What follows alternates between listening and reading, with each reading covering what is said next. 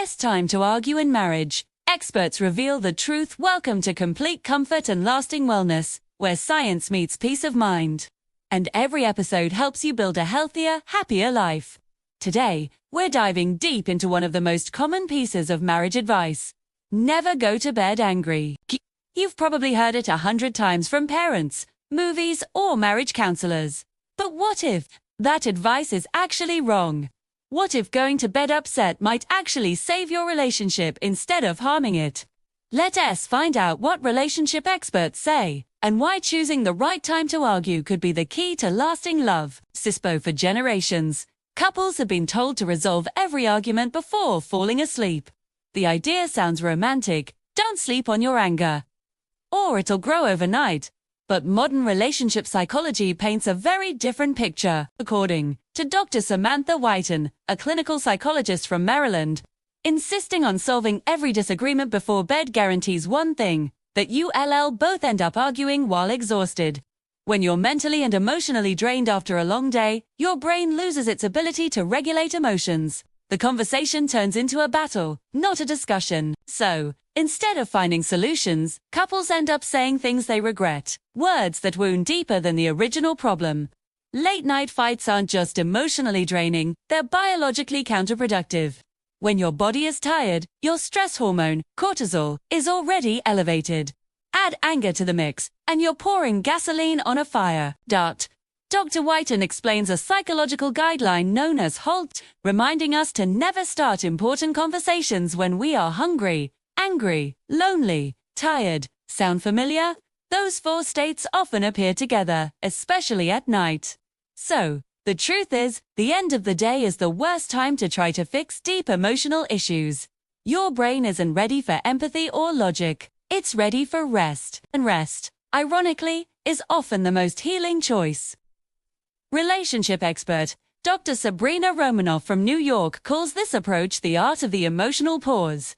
She says it's not about ignoring problems, but about recognizing when both partners are emotionally unfit to handle them.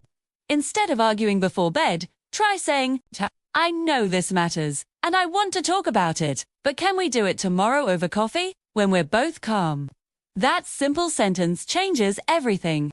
It reassures your partner that the issue won't be ignored.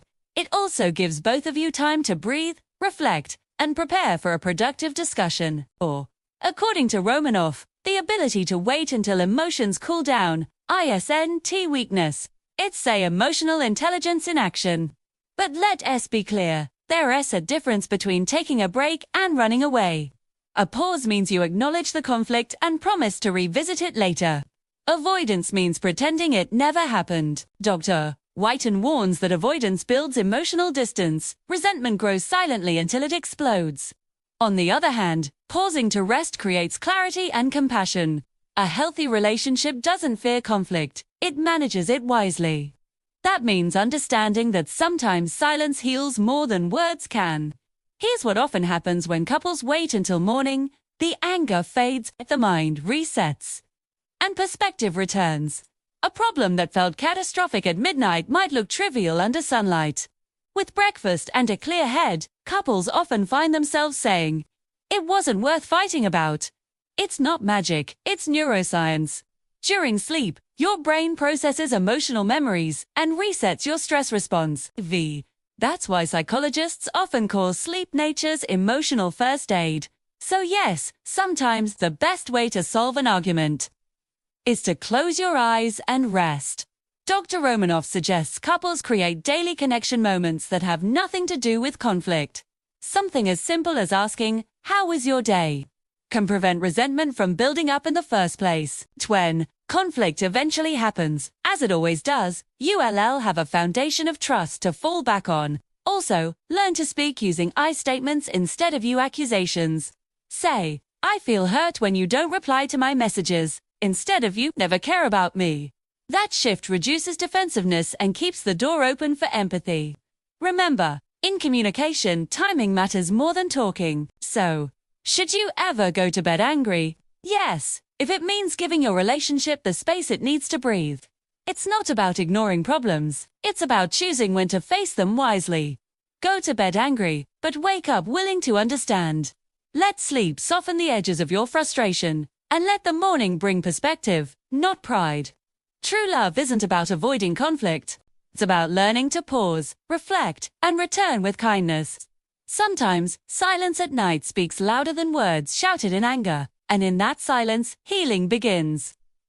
Thank you for watching Complete Comfort and Lasting Wellness. If you found this video helpful, don't forget to like, subscribe, and hit the bell icon so you never miss a new episode on emotional health, relationships, and the science of lasting peace. Because true wellness isn't just about the body, it's about the calm within the heart.